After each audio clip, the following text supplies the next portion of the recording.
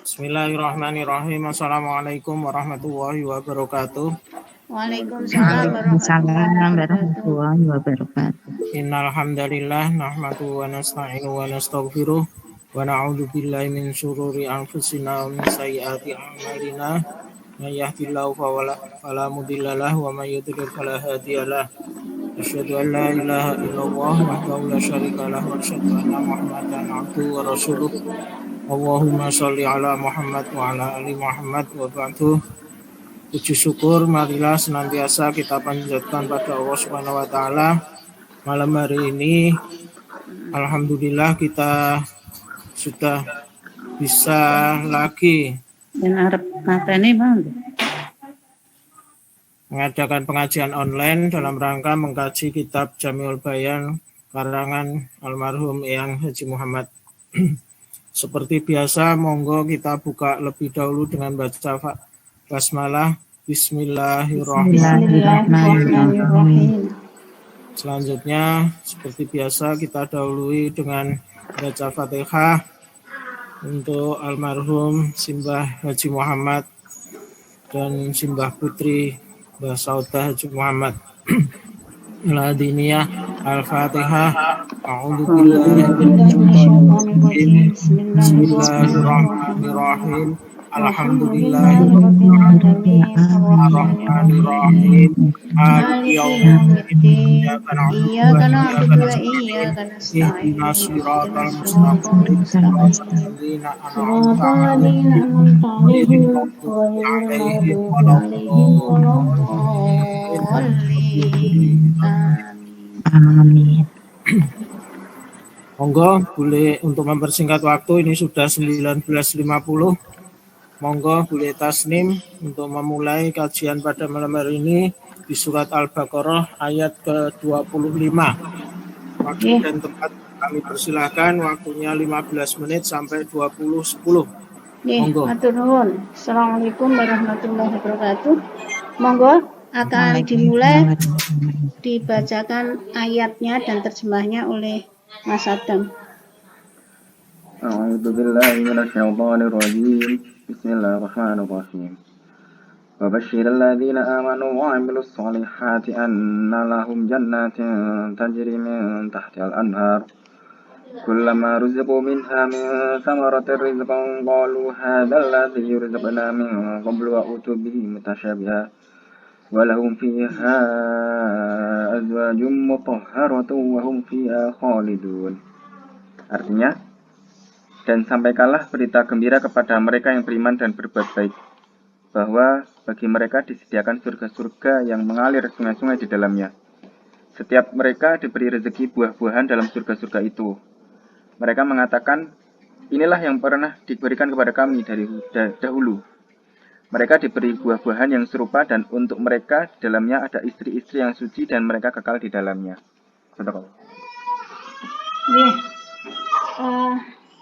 Saya teruskan dengan khulasah yang dihimpun oleh Simbah, disimpulkan dari beberapa kitab yang dijadikan referensi oleh beliau. Awalan bayan wa'din wa bisyaratin lil mu'minina bil khuludi fil jannati wa anwa'i na'imiha yaumal qiyamati. Allahu a'lam. Pertama, menerangkan janji dan berita gembira bagi orang-orang yang beriman, yaitu kekal di surga dengan bermacam-macam nikmat di dalam surga besok pada hari kiamat. Jadi alhamdulillah, semoga kita bisa tetap berpegang teguh pada keimanan kita. Kita mohon pada Allah untuk kita tetap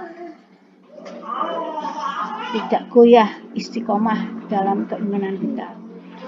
Allahumma tsabbit qalbi ala dinik. Ya, ini saya kira perlu didoa juga atau dimohon kepada Allah, karena kadang-kadang hati kita itu suka berbolak-balik, bisa berubah-ubah. Kenapa kita pasti berpegang teguh kepada keimanan kepada Allah ini? Jelas kita insya Allah dengan modal iman itu kita akan mendapat jaminan dari Allah surga dengan berbagai kenikmatannya yang luar biasa. Annalahum jannatin. An-Namr Asaniyah bayanu anna qabula solihil a'mal bil isabati masyrutun bil imani. Menerangkan bahwasanya diterimanya amal saleh dengan mendapatkan pahala itu masyrutun, disyaratkan bil iman, adanya iman. Jadi iman itu jadi syarat untuk diterimanya amal saleh. Fa innal imana bimanzilatil asasi. Maka sesungguhnya iman kepada Allah ini bimanzilatil asasi, ya, menduduki posisi asas. Asas itu fondasi, ya. Wal amalu sholeh bimanzilatil bina'i alaihi. Sedangkan amal soleh, perbuatan baik, itu menduduki posisi al-bina' alaih, yaitu bangunan yang berada di atas fondasi. Fakamala bina'a bila asasin. Ya, sebagaimana kita tahu bahwa tidak ada bangunan tanpa adanya fondasi. Tidak ada fondasi itu bangunan ambruk, tidak bisa. Kadzalika la amala makbulan bila imanin. Begitu juga tidak ada amal perbuatan yang diterima oleh Allah bila imanin dengan tidak adanya iman. Allahu a'lam. Jadi ini sudah diinformasikan dalam Al-Quran bahwa memang iman itu menjadi syarat. Walaupun orang yang tidak beriman mungkin kita bisa melihat juga mereka bisa saja melakukan amal kebaikan. Ya, tetapi ketika tidak ada iman, maka besok di akhirat itu menjadi merugi, ya, karena amal perbuatannya yang baik itu menjadi terhapus, ya, dengan tanpa adanya syarat iman itu, ya. Anam rosalita bayanu anna samaril jannah mutasyabihatun fil launi mukhtalifatun fit ta'mi. Itu fit ta'mi, bukan fit ta'ami, yaitu kelebihan alif. Jadi alif setelah ain itu enggak ada, itu dihapus saja. Fit ta'mi. Ya, referensinya dari nomor 4. Nomor 4 itu berarti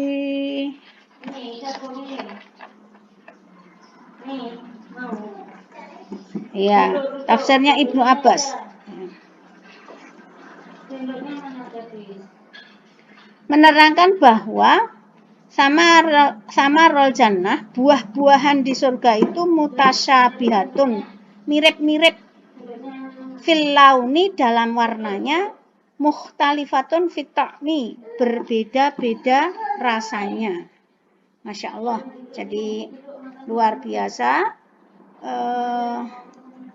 Ya mungkin kalau di dunia kita kadang sering bosen karena kita makan sesuatu, mengkonsumsi sesuatu yang itu rasanya ya itu. Nah kalau di surga itu walaupun mirip warnanya, mirip bentuknya, tetapi rasanya beda. Jadi nikmat terus, ya, segar gitu, ya. Jadi ini seperti yang kemarin ada tapi ternyata rasanya beda. Nah, ini luar biasa. Ya, bermacam-macamnya buah di apa ya, yang kita bisa merasakan di dunia ini, saya kira lebih memudahkan pemahaman kita untuk memahami nikmat-nikmat di surga itu. Seperti di surga ada jannatin tajri, jadi kita ketika melihat bagaimana sungai-sungai mengalir itu kan nengati jadi nyaman gitu ya. Ada telaga-telaga gitu dan sebagainya, itu memudahkan kita memahami betapa kenikmatan di surga, begitu juga memudahkan kita memahami betapa pedihnya di neraka. Jadi kalau kita melihat kawah gunung berapi itu sebegitu ngerinya, itu belum apa-apa. Jadi tapi kita sudah bisa punya gambaran bahwa api itu juga bisa seperti itu baru yang di dunia. Jadi misalnya neng dunia ya iso mangan bermacam-macam buah ya, nggak usah ngenteni di surga ya, tetapi beda ya, bedanya jauh. Nomor 4 an-namroh khamisah rabi'ah bayanu min adabid da'wah wal irsyad at-tabsyiru lil ummah, menjelaskan di antara adab berdakwah dan membimbing ya, itu at-tabsyir, yaitu membuat gembira ya kepada umat. Faqad warada, telah tersebut di dalam hadis, yassiru wala tu'assiru wa basyiru wala tunaffiru ya. Yassiru ya, permudahkan ya, kalau bisa mudah enggak usah dipersulit gitu. Wala tu'assiru, dan jangan dipersulit. Wa basyiru ya, gembirakan. Wala tunaffiru, dan jangan engkau bikin mereka lari.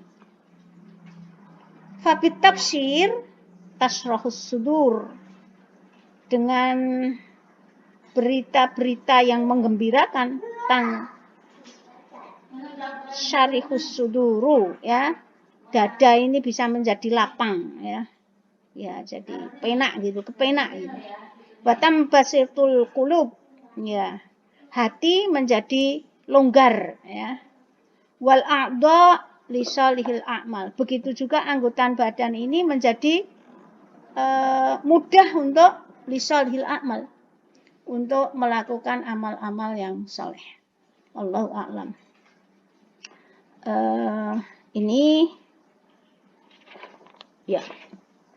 Ini beberapa poin yang ditulis oleh Bapak berkaitan dengan ayat 25. Monggo. Silahkan, barangkali ada yang membutuhkan penjelasan.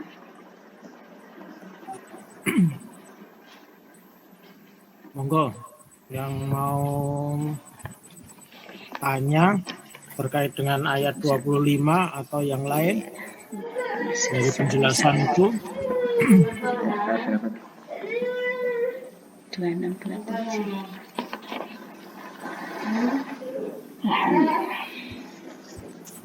Kalau tidak ada, kita lanjutkan. Saya boleh masuk. Monggo. Ya, oke, monggo. Menurut Perso, di ayat 25 yang terakhir itu dijelaskan, dan di sana mereka memperoleh pasangan-pasangan yang suci atau mungkin bidadari itu ya. Nah, pasangan yang suci itu berarti mantan anyar terus begitu ya, Bule?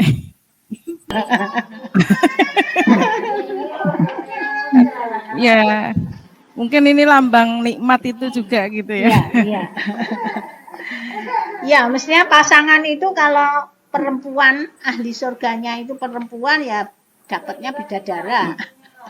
Kalau yang ahli surganya itu laki-laki ya dapatnya bidadari. Itu di antara wujud kenikmatan yang disediakan oleh Allah di surga itu. Ya. Toh, Jadi Hari ini perawan nek terus gitu ya, iya, atau jadi Joko nek- terus gitu? Ya katanya yang baru itu Iya. lebih menyegarkan. Nah itu. Monggo. Ini ada tambahan penjelasan. Bismillahirrahmanirrahim. Ya, Assalamualaikum warahmatullahi wabarakatuh. Waalaikumsalam. Ya, mengenai apa wau Mbak Nada nggih, mengenai widodari teng swarga. Nggih niki lahum fiha azwajun mutahharatun. Mutahharatun itu suci. Suci itu maksudnya bagaimana? Ya, banyak penafsiran, di antaranya yang ditulis dalam kitab Tafsir Jalalain dengan Hasyiah Sawi, ini termasuk ya, referensi ini Mbah Kung juga. Niki suci maksudnya apa? Suci dari haid, dari nifas, dari perkara yang kotor, keringat, apa buang air kecil, buang air besar itu. Jadi ahli surga itu semuanya baik. Nggak ada dia perlu ke kamar mandi apa semua nggak ada. Bagus semua.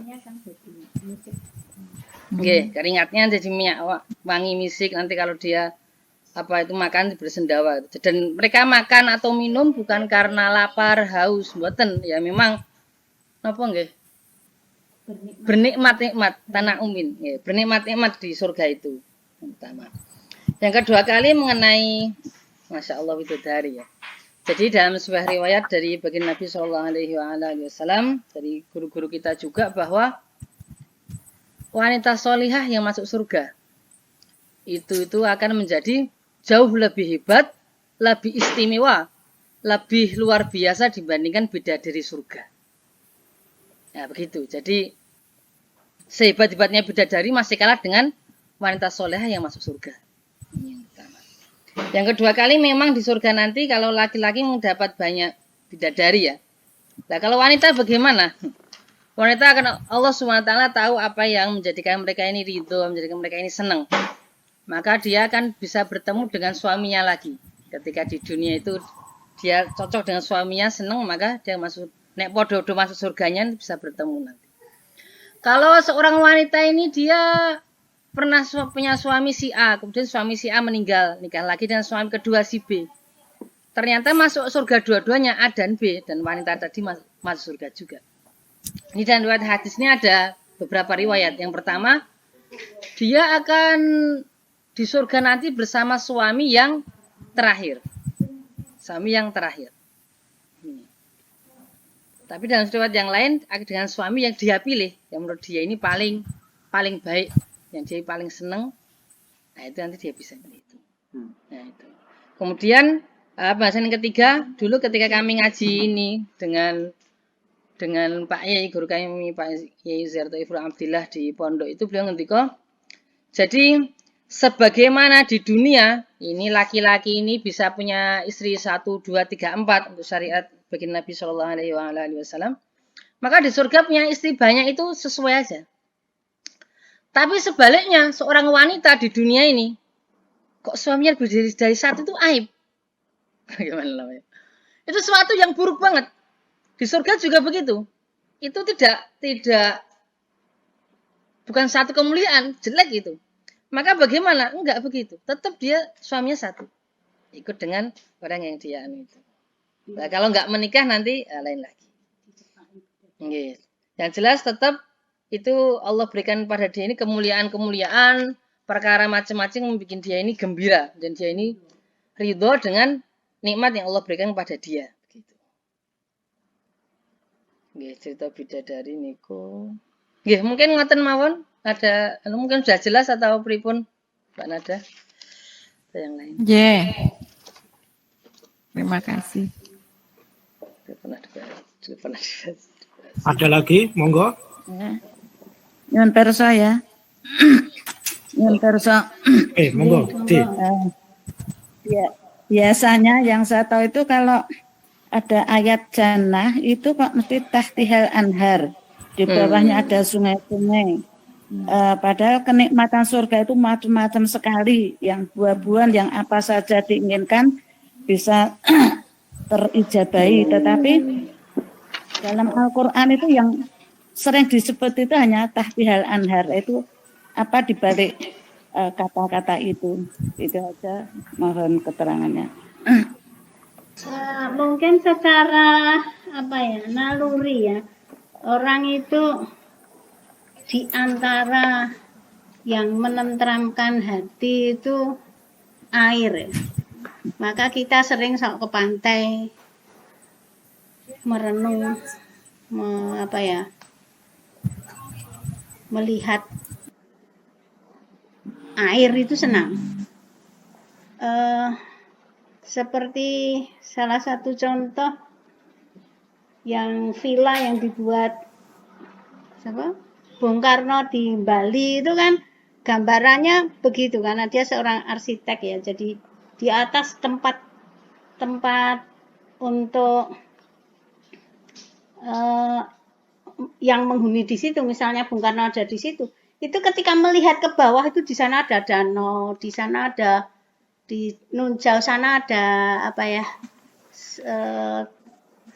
taman, kemudian sebelah sana itu ada kelompok binatang, jadi kebun binatang ya, kebun binatang kecil gitu ya, artinya ada beberapa piaraan begitu. Itu salah satu, kok saya gambarkan salah satu naluri kesenangan orang itu antara lain itu nyawang banyu.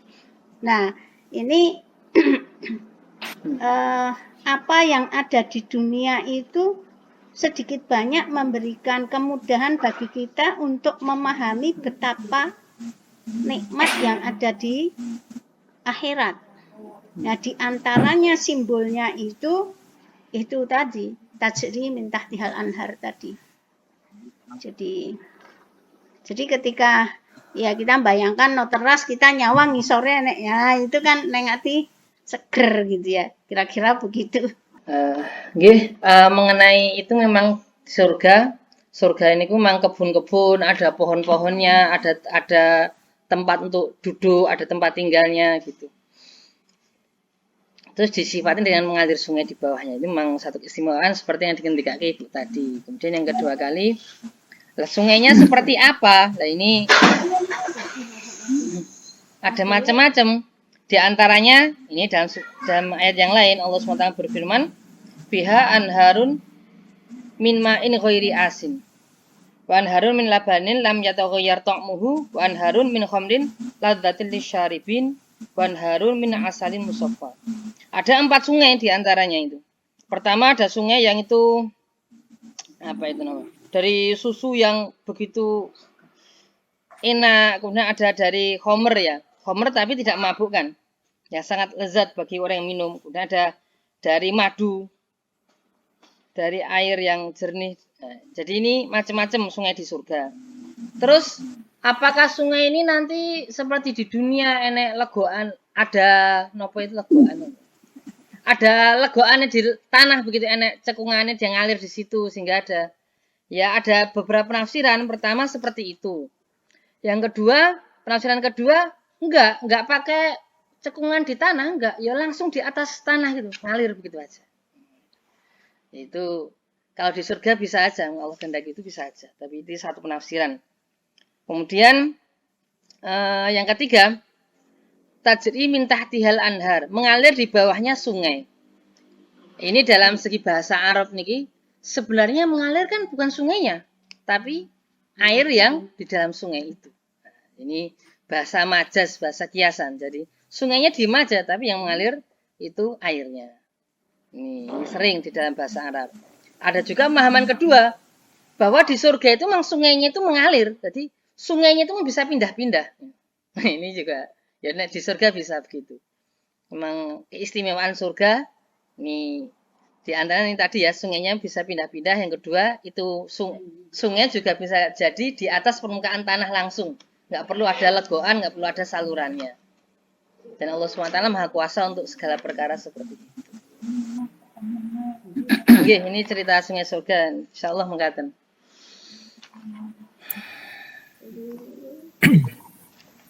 Pripun Bude? Ya, sudah. Terima kasih. Oke. Monggo yang lain kalau ada yang mau ditanyakan. Yang jelas surga itu sangat-sangat indah. Sangat-sangat bisa kita nikmati dengan penuh kepuasan gitu ya Mas Isa. Masya Allah, nggih. Nggih. Nang dunya rong weruh, rong nate weruh, Burung nate ngrasake. Monggo yang lain. Coba sekali lagi ya saya tanya. Nggih, nggih. Monggo. Penghuni surga itu kan ada yang surat yang mengatakan bertanya pada penghuni neraka, kenapa kamu bisa masuk ke situ lah. Ada tanya jawab penghuni surga dan penghuni neraka seakan-akan kok dekat ya. Padahal mestinya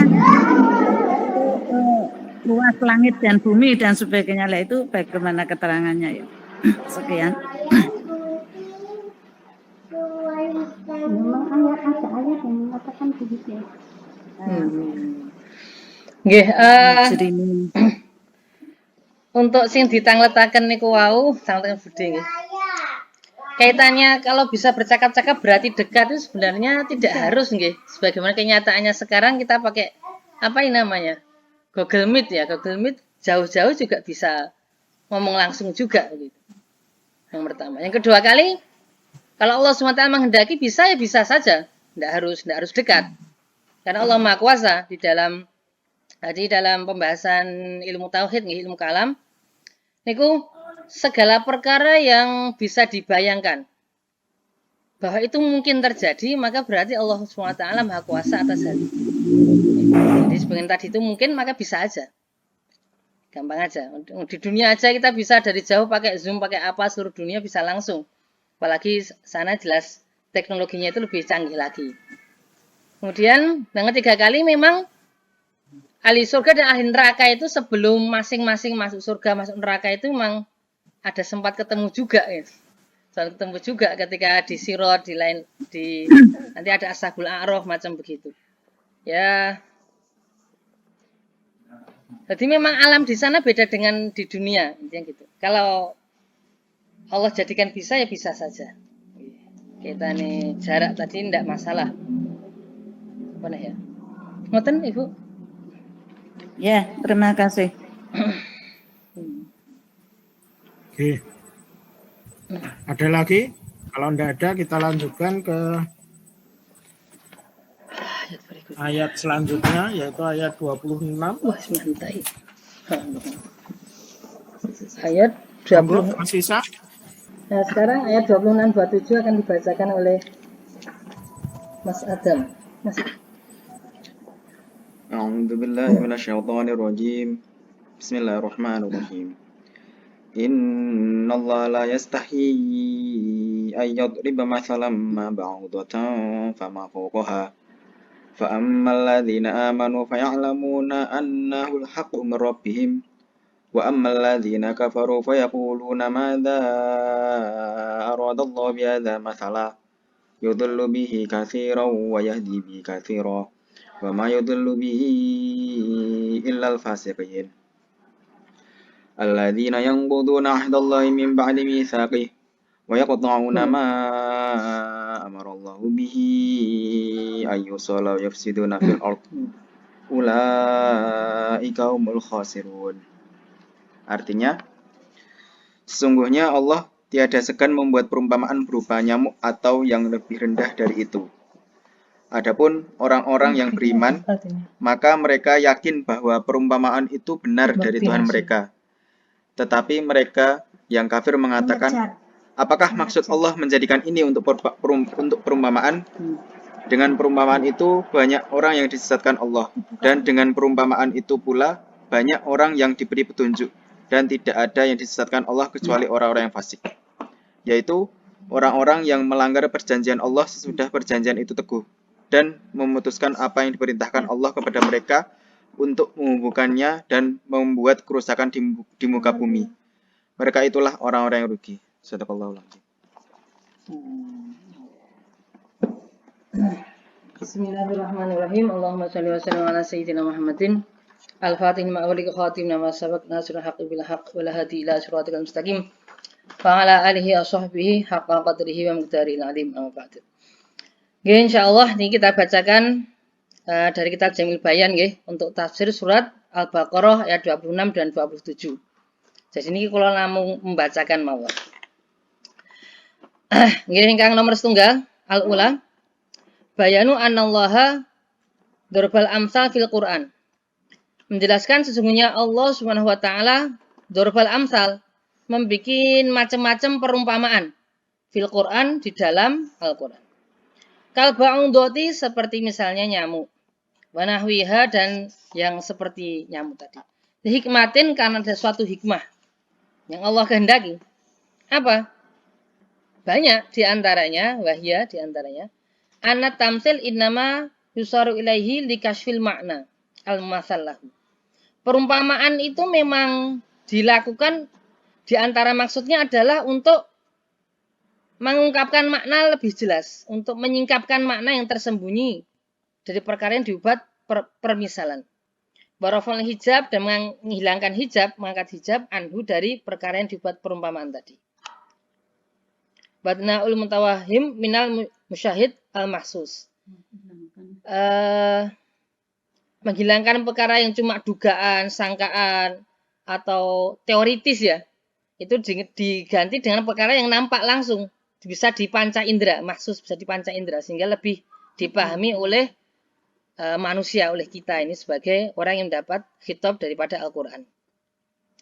Ini referensi dari kitab nomor 1 dari tafsir Baidawi dari Syekh Baidawi. Kemudian ingkang nomor kalih asaniyah bayanu ihmadil mukminin, menjelaskan memujinya orang-orang beriman. Wa'tidadin balighin, dan kesiapan mereka yang sempurna, bi ilmihim, karena mereka paham apa? Mereka tahu anat tamtsil hakun, bahwasanya semua perumpamaan yang Allah bikin, yang Allah buat di dalam Al-Qur'an itu hakun, benar, mesti benar. Aladzila yasuhu ingkaruhu, yang kita tidak boleh mengingkarinya. Ini dari tafsir Baidawi juga. Jadi orang beriman begitu. Pokoknya ini sayang Gusti Allah pun kalau percaya mawon wis genah leres, genah banyak hikmahnya. Kalau dia orang alim, orang yang bersih hatinya, dia akan macam-macam Allah beri kepahaman. Kalau dia tidak begitu paham ya pokoknya ini bener pun ngoten mau. Nah niki manut, niki yang beriman ngoten. Di antara sifatnya yu'minuna bil ghaibi. Beriman dengan semua berita gaib dari Allah SWT. Kemudian yang ketiga, ingkang angka 3, asalisah bayanu tajhilin lil kufar. Menjelaskan apa ini? Membodohkan orang kafir. Orang kafir ini bodoh. Meskipun nampaknya hebat di dunia, gelarnya macam-macam, dia ini tokoh, penguasa dunia, penguasa apa, dia ini bodoh. Kenapa? Kafir. Apa bodohnya diantaranya? Bistingkarihim. Karena mereka mengingkari, wastigrobihim, dan menganggap aneh, min hadza tamtsil, dari perumpamaan yang Allah gunakan di dalam Al-Quran. Kenapa kok bisa begitu? Bisa menganggap aneh, menganggap asing perumpamaan tadi. Wa dzalika anna kufrahum wa udulahum anil haqi wa inadahum. Ada beberapa sebab, yaitu apa? Pertama, kekafiran mereka, mengingkari Tuhan. Yang kedua, tindakan mereka berpaling dari kebenaran. Yang ketiga, penentangan mereka terhadap Kanjeng Nabi SAW dan orang-orang yang mengikuti beliau. Bismillahirrahmanirrahim. Ya, kita lanjutkan. Bayanu tajhilin, menjelaskan penganggapan bodoh lil kufar kepada orang kafir. Jadi orang kafir ini bodoh meskipun nampaknya punya gelar macam-macam, penguasa daerah, penguasa dunia. Kenapa? Karena mereka mengingkari bistingkarihim. Karena mereka mengingkari wastigrobihim, dan menganggap aneh min hadza tamtsil, dari perumpamaan yang Allah wujudkan, Allah sebutkan di dalam Al-Quran. Kenapa kok bisa begitu? Wa dzalika anna kufrahum wa udulahum al haqi wa inadahum. Sebabnya apa? Pertama, kekafiran mereka, pengingkaran mereka terhadap Gusti Allah. Yang kedua, karena mereka ini menyimpang dari kebenaran, sengaja membelokkan diri dari jalur yang benar, yang berpaling dari kebenaran. Yang ketiga, karena mereka menentang agama, menentang orang yang mengamalkan agama. Apa resikonya? Sorofat wujuha afkarihim. 3 perkara tadi akhirnya apa? Membelokkan pemikiran mereka yang nampaknya hebat, cerdas, ada metode ilmiah macam-macam. Hasilnya tuh belok. An hikmatil masal, dari memahami hikmah daripada perumpamaan. Sehingga apa? Ilahi koratil masal bihi. Merendahkan pada perkara yang dibuat perumpamaan. Kok sing dengan perumpamaan kok nyamuk to iki piye? Kan nyamuk perkara remeh. Gusti Allah Tuhan semesta alam, penguasa langit dan bumi, penguasa dunia akhirat kok membuat perumpamaan nyamuk ini pripun? Nggih. Omongan orang kafirnya. Walam ya'lamu, dan mereka tidak tahu si orang kafir ini. Ana husna tamtil wa syartu fihi, sesungguhnya bagusnya perumpamaan dan syarat dalam perumpamaan itu adalah ayyakuna ala wafqil masallahu. Harus sesuai antara mumasalahu dan mumasalbih, antara yang diumpamakan dengan perkara yang dibuat untuk mengumpamakan. Minat jihah allati ta'allaqa biha at-tamtsil. Dari segi yang ada hubungannya itu. Dari segi apa misalnya? Bil armi wa sugri, besar maupun kecil. Wal hissati wa syarafi, rendah maupun mulia.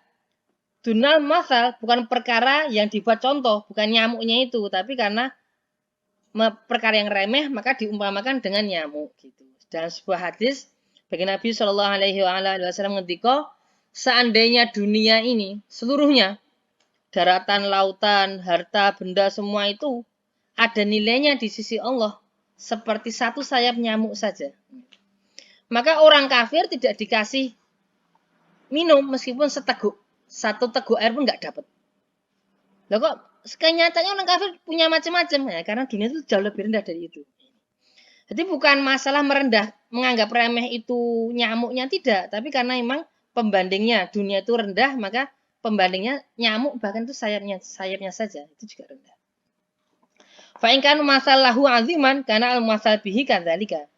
Kalau yang dimaks perkara yang dibuat perumpamaan itu perkara yang azim, yang agung, yang hebat, istimewa, maka masal bihi kadzalika. Jadi dibuat perumpamaan juga istimewa. Kayak misalnya ketika Kanjeng Nabi Shallallahu Alaihi Wasallam hijrah dari Mekah ke Madinah, maka disambut tola'al badru alaina.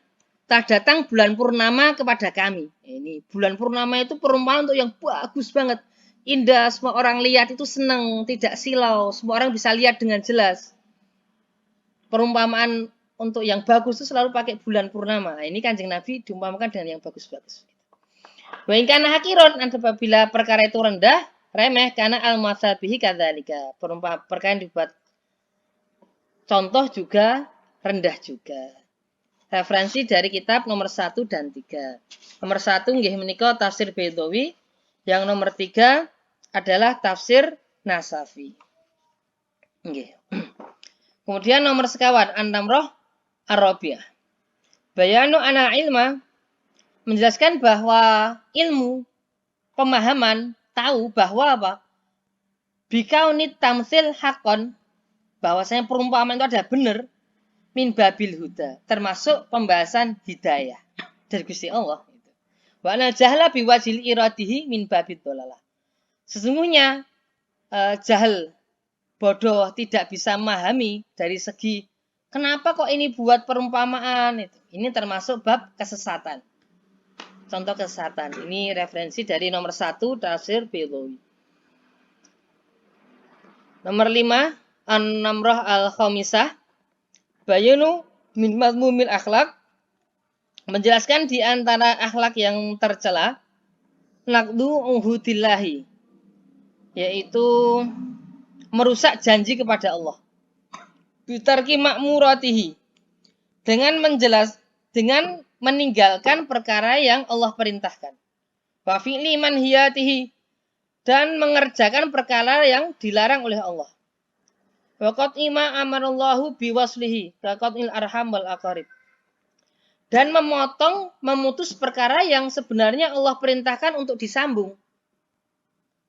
Misalnya memotong hubungan kekerabatan, memotong hubungan silaturahmi. Misalnya. Kemudian wa tafriqah bainal anbiya, membedakan para nabi. Ya, ini kalau orang sebelum kita, orang Yahudi ini beriman dengan semua nabi kecuali bagi Nabi Shallallahu Alaihi Wasallam dan Nabi Isa. Orang Nasrani begitu, beriman dengan semua nabi kecuali bagi Nabi Muhammad Shallallahu Alaihi Wasallam. Ini tidak boleh beriman dengan semua nabi. La nufarriqu baina ahadin min rusul. Jadi kalau membedakan berarti dia ini sampai keluar daripada agama. Ini tidak boleh. Baqat ima fihi khair, memotong perkara yang sebenarnya ada kebaikan di sana. Wal ifsad fil ardi, dan membuat kerusakan di bumi, birtikabil ma'asi, dengan melakukan macam-macam kemaksiatan. Allahu a'lam. Jadi termasuk kesimpulan dari Abu Ya Al-Walid nih, Mbah Kiai Haji Muhammad bin Sulaiman. Jadi ini yang sering diulang-ulang di dalam pembahasan merusak di bumi itu adalah membuat kemaksiatan. Jadi polusi udara, kerusakan hutan, macam-macam itu ya bagian kemaksiatan juga. Tapi yang jadi kunci itu bukan sekedar begitu, tapi apa? Kemaksiatan itu sendiri. Meskipun alam itu tidak rusak kalau orang Meskipun alam itu tidak rusak, kalau orang membuat kemaksiatan itu hasilnya bumi ini sebenarnya rusak juga. Nah, kemudian tadi yang membuat kerusakan di bumi ini, yang paling kunci adalah melakukan suatu kemaksiatan kepada Allah Subhanahu wa taala. Baik berupa merusak iklim, lingkungan, ataupun kemaksiatan yang lain-lain. Karena memang wujudnya alam semesta ini, dan sebuah hadis diriwayatkan dari baginda Nabi Shallallahu Alaihi Wasallam, bahwa selama di dunia ini masih ada orang beriman satu saja. Orang yang punya kalimat la ilaha illallah Muhammadur Rasulullah, meskipun nggak ngerti sholat, puasa, zakat, nggak ngerti dia. Ngerti sedikit banget urusan agama. Itu pun nggak akan terjadi hari kiamat. Nggak akan terjadi hari kiamat. Jadi maknanya satu orang beriman ini bisa untuk apa ya? Nunut, bisa mensyafaati seluruh makhluk di dunia dan di langit. Berupa gunung, lautan, hewan di air, hewan di darat, semua itu nunut barokahnya satu orang beriman itu sudah cukup. Dan yang keenam, an-namrah as-sadisah, bayanu at-tasil, menjelaskan apa ya? Tulisan penetapan dari Allah SWT. Bayanu at-tasil menjelaskan ketetapan tulisan daripada Allah SWT, alaman ittasofa, atas orang yang punya sifat, bihadhi sifat, yaitu sifat-sifat ini tadi. Ketetapan apa? Bil khusron fil akhirati. Jika masuk. Kemudian ini menetapkan celaka, musibah, bagaimana punya sifat-sifat, bihadhi sifat, dengan sifat-sifat di dalam ayat ini. Ketetapan apa? Bil khusroni fil akhirati. Yaitu dia akan celaka, rugi nanti di akhirat. Haitsu ahmala aqlahu an nadhur. Karena dia telah menganggurkan, tidak menggunakan akalnya untuk berpikir, merenungi, bakti nasima yufiduhum, dan tidak mengejar perkara yang berguna untuk dia. Al-hayah al-abadiyah, untuk kehidupan yang kekal. Apa itu perkara yang penting, yang berguna? Minal iman, yaitu beriman bil ayati, dengan ayat-ayat Allah, dengan mukjizat-mukjizat, dengan tanda-tanda keagungan Allah, wa nazar, dan memikirkan, merenungi fi haqaiqiha, mengenai hakikat-hakikat daripada ayat-ayat Allah tersebut. Referensi dari kitab nomor 1 dari tafsir Baitawi. Nggih niki untuk Jamil Bayan sampai nomor 6 niki. Alhamdulillah, monggo yang mungkin ada yang mau dipun tangletaken, ada yang mau disampaikan, monggo. Tadi yang sempat terputus itu bayanu min mazmum mil akhlak. Tadi sempat terputus keterangannya. Poin kelima tadi. Terutama yang bagian akhir. Oh, nggih. Tadi termasuk akhlak yang Mungkin buruk sedikit adalah diulang lagi. Oh nggih. Bismillahirrahmanirrahim. Nomor 5 nggih, An-Namrah al-Khamisah.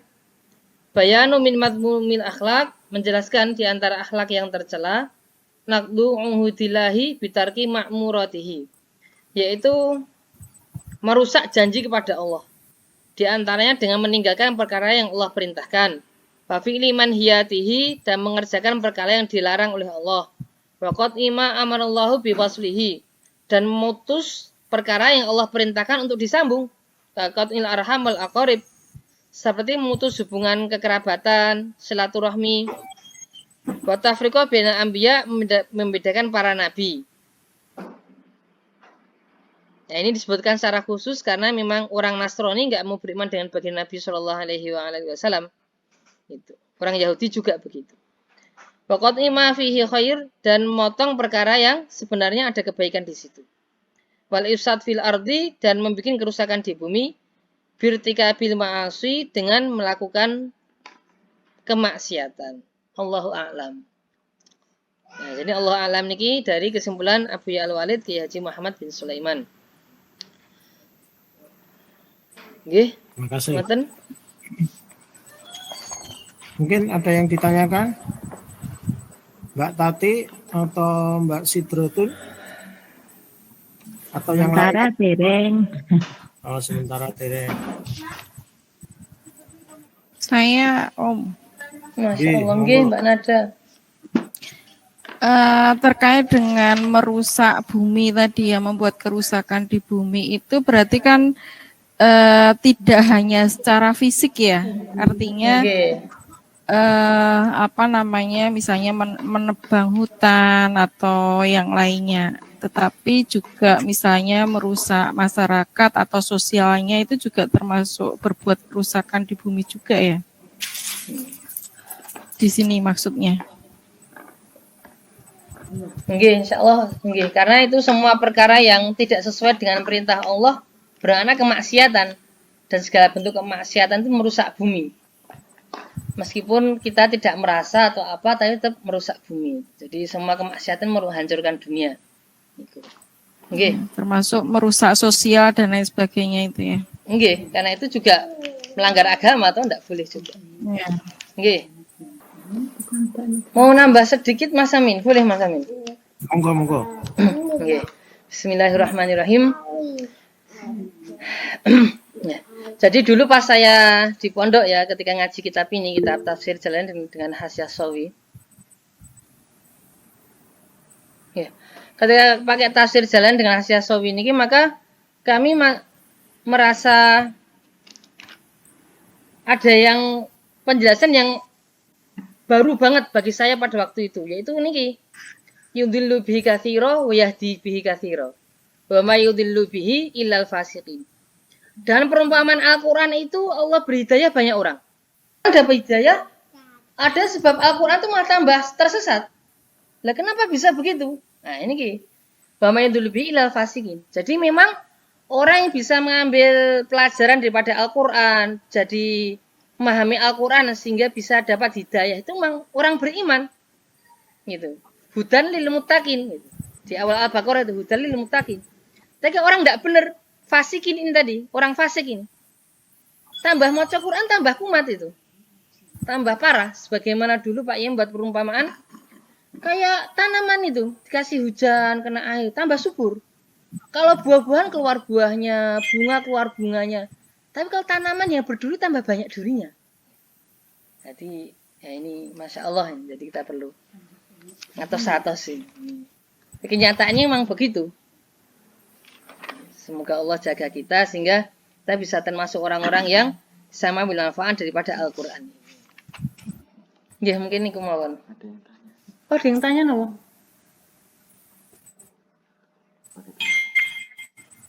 Virus corona. Oh. Oh ya, bisa.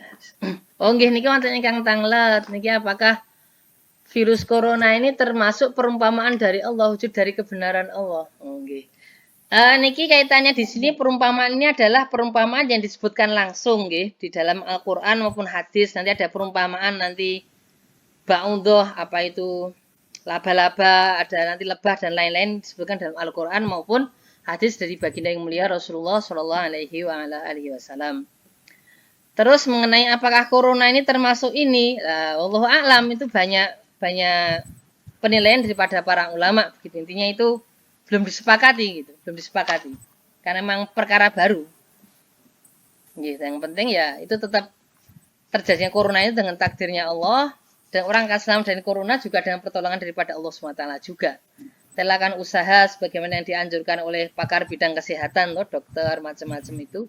Dan kita doa kepada Allah semoga dikasih keselamatan oleh Allah. Kemudian kaitannya pembahasan takdir, saya pernah dapat penjelasan juga dari Habib Qori pas kita ngaji di Iskarima itu tempatnya. Beliau cerita, jadi kenapa kadang-kadang Allah datangkan musibah perkara yang sesuai dengan keinginan kita, supaya kita ini mengembalikan segala sesuatu kepada Allah. Kalau seandainya segala sesuatu sesuai dengan rencana kita, maka ditanya, bagaimana? Oh, ini sudah saya rencanakan, saya atur planning begini, promosi begini, iklan begini, saya produknya begini, kemasan begini, hasilnya produk saya laku, wah jadi nomor 1 di Indonesia misalnya. Tapi ketika dia dapat musibah, dia nggak akan ngomong, oh ini saya merencanakan, enggak. Ya memang takdirnya Allah. Nah ini, supaya dia ingat, ini takdirnya Gusti Allah. Kenapa? Karena kadang-kala kalau orang dapat kesuksesan dan macam-macam itu kadang tidak selalu ingat bahwa ini semuanya itu dari Gusti Allah. Nah ini, jadi itu diantaranya begitu. Ngoten ya, supaya kita tambah taat pada Allah. Semoga dengan umat ini kalau kembali kepada Allah, sudah jaminannya Allah SWT, pasti musibah-musibah itu Allah hilangkan dari umat Islam semuanya. Insyaallah mengatakan. Ada lagi yang mau ditanyakan? Monggo. Bagaimana ini? Boleh sama Mas Isa? Tambah keterangan di sini. Penekanan saja. Nah, kalau mau Oke. nambah masuk ayat baru, itu saya kira nggak mungkin waktunya. Kalau sedikit Closing. memberikan, Closing statement. Monggo. Jadi di sini ketika poin 5 dari ayat 26-27 tadi, kita diingatkan oleh ayat ini untuk hati-hati ya, jangan sampai kita ini terjangkit akhlak yang tercela. Nah, akhlak yang tercela itu di sini dikatakan mencabut janji Allah. Jadi ya sebenarnya itu kalau kita baca syahadat,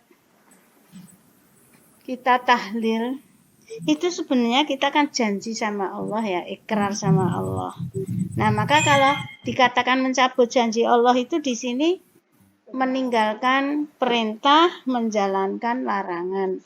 Nah, di antaranya di sini yang saya pengen garis bawahi, yang kadang kita lengah, itu perintah untuk menyambung hubungan rahim ya. Jadi keluarga yang nasabnya yang senasab gitu ya, arham. Nah, ini kadang-kadang kita lengah. Sering kita itu sok lengah. Jadi kita kadang-kadang terlalu asik dengan yang jauh-jauh, tetapi ternyata yang dekat dengan rahim, artinya saudara kandung, itu malah kelewatan, caranya kelompatan pandang. Nah, ini ternyata kita diingatkan oleh ayat ini bahwa itu termasuk hal yang diperintahkan oleh Allah yang mestinya harus kita jaga. Agar kita ini tidak terkena ini predikat akhlak buruk.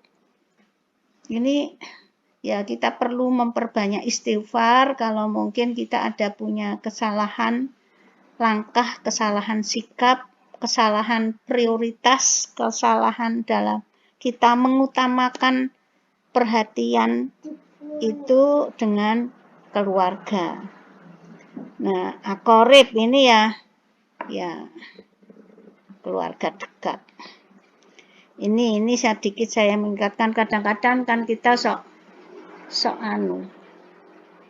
manusia itu terpengaruh oleh hawa nafsu, keinginannya untuk popularitas, sehingga yang diutamakan justru yang keluar, yang jauh ya dikenal orang itu. Tetapi yang di dalam malah ini enggak terpelihara, enggak terjaga. Ini kita diingatkan oleh ayat ini. Jadi saya kira itu perlu kita punya kewaspadaan, perhatian ngatos-atos agar kita ini meningkat amal kesalehan kita, merupakan bentuk konsekuensi ikrar kita kepada Allah atau janji kita kepada Allah itu tadi. Terus sedikit tambahan yaitu mengingatkan saya sendiri juga kita masing-masing saya kira sering kena musibah lali ini kadang-kadang. Nah itu maka kita perlu kita kita ingat terus bahwa ini salah satu bagian yang perlu diprioritaskan, yaitu menyambung rahim, menyambung keluarga yang pada ikatan rahim, ikatan nasab ya. Terima kasih, itu tambahan saya yang sok kita agak lengah. Cukup Mas Amin? Iya. Iya. Ternyata ini khusus untuk keluarga ini memang benar-benar diperintahkan oleh Ya, Allah. banyak itu. Ya. Hadis juga banyak sekali. Jangan sampai kita termasuk akhlak yang madmumah, akhlak jelek.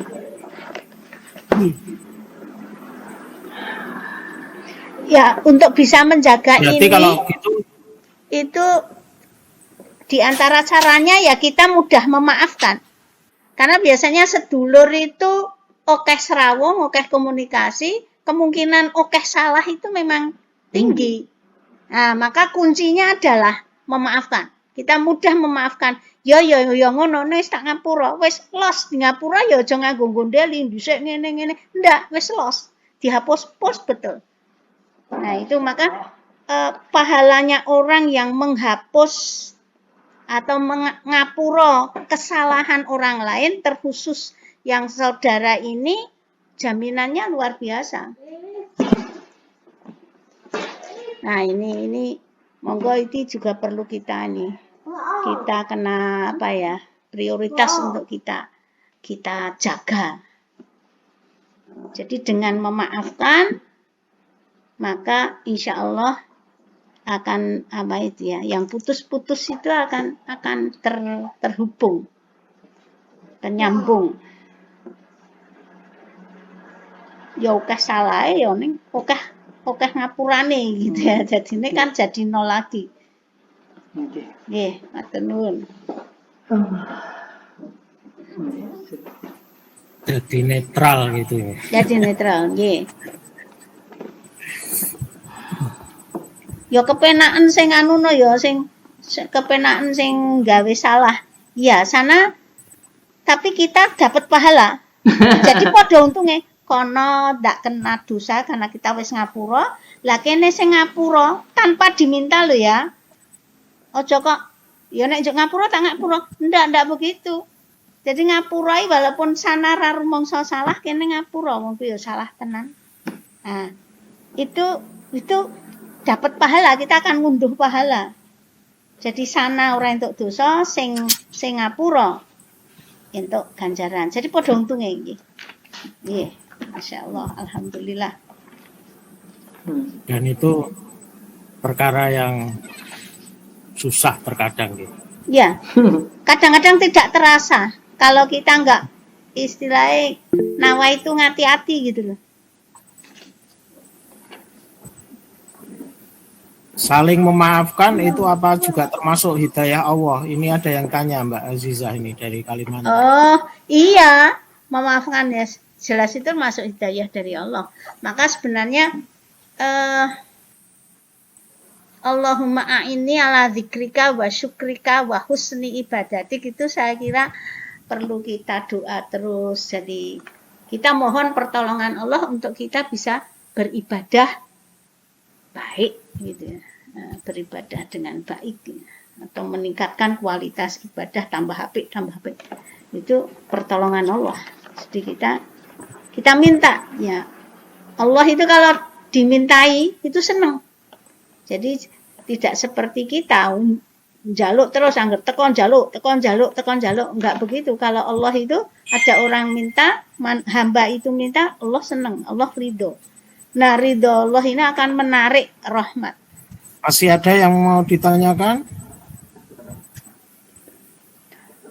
Kemudian kalau besok minggu depan kembali ke malam minggu atau tetap malam Senin? Narasumber bagaimana? Monggo. Aku mau enggak apa. Ya, nanti kita koordinasi aja lagi, termasuk ini. Oke. Ada misal tidak ada Atau ditawarkan podo-podo isa ono pilih Setu apa pilih Minggu? Oh, Sabtu malam bisa. Ya kemungkinan Sabtu malam. Ya kalau yang sudah Nek Minggu malam sering ikut pengajian ini kan paling tidak kalau tidak malam minggu ya malam Senin kan gitu. Nggih. Insya Allah bisa kembali malam Setu. Insyaallah. Malam Minggu. Malam minggu. Sabtu malam sama Iya, malam Sabtu minggu. malam. Iya. Sama aja. Sabtu malam sama malam minggu sama aja. Iya lah, Bang, ditulis. Saya kira waktunya sudah Pish. sekitar 60 menit, 1 jam. Monggo kalau tidak ada yang ditanyakan, kita akhiri pengajian online kali ini dengan membaca hamdalah dan doa kafaratul majlis. Alhamdulillahirrahmanirrahim. Subhanallah. Asyhadu an la ilaha illa anta astaghfiruka wa atubu ilaik. Dari saya kalau ada salah dalam menyampaikan moderator, mohon maaf, mohon dimaafkan. Akhirul kalam. Assalamualaikum warahmatullahi wabarakatuh. Waalaikumsalam warahmatullahi wabarakatuh. Sedaya lepat nyuwun pangapunten. Iya, sama-sama.